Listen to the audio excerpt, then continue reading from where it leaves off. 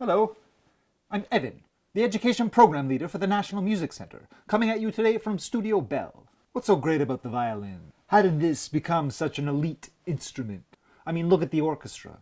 You have a couple of flute players, a clarinetist or two, a couple of trumpets, a percussionist, and then you have a zillion violinists, with an extra 10 violas and 15 cellos, and maybe 10 basses. So why do they need so many? In trying to figure out what makes the violin so special, I think we should first look at the stick thingy, or the bow. A bow is a stick with a string on it. We will probably never know what the very first bowed instrument was, though we can be pretty sure it was people playing around with hunting bows.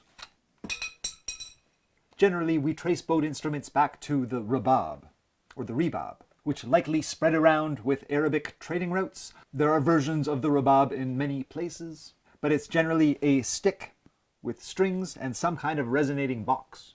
And we'll use the bow a bit like a cello. And the rebab is still played today. A modern musical bow has a few parts, including a long stick. My string is actually horsehair. Don't worry, it's from the tail of the horse. It's like getting a haircut.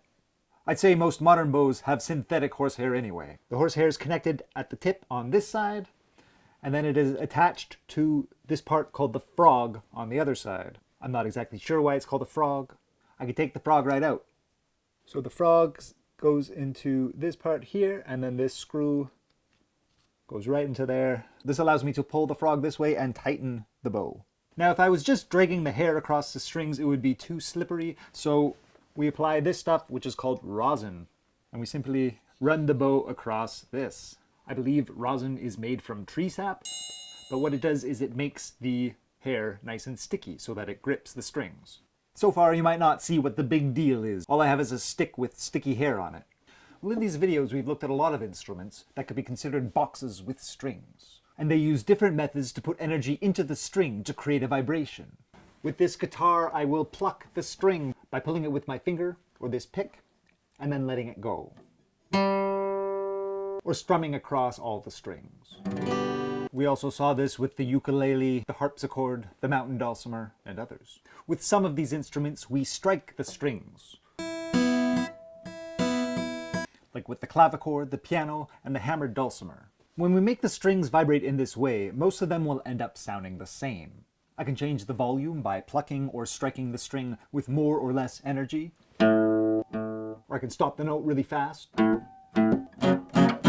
But the note will have a similar shape overall. There's little I can do to change it once it's going. The bow is different because as long as the bow is in contact with the string, you are in complete control of the note. If the bow moves, the string vibrates. When you stop, it stops.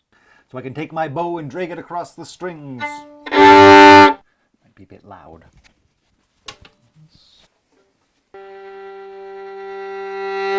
The main elements of control that I have is how hard I push with the bow and how fast I move it. Here's pushing hard but moving very slowly.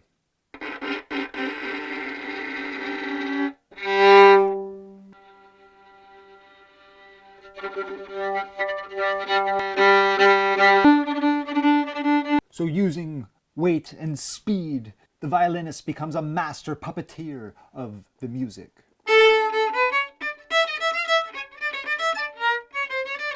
One thing this shows us is that a lot of a note's character comes from its envelope. What's an envelope?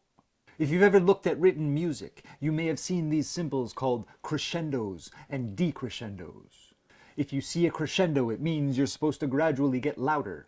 If you see a decrescendo, it means you're supposed to gradually get quieter. If you look really closely, every note is a series of crescendos and decrescendos. This is the note's envelope. The instant after you let go, the volume goes from 0 to the loudest it will get. This is called the attack. After the attack, it gets a little bit quieter. This is called the decay. Then it sort of stays that volume for a while. That's called the sustain. And then the sound goes away. That's called the release. Attack, decay, sustain, release. You can see the envelope in every waveform you look at. So let's bring up an oscilloscope.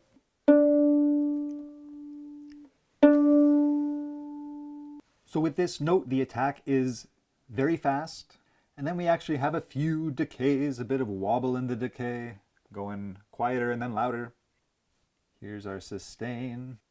And then the sound going away is the release. But you can see how the note looks more or less the same each time.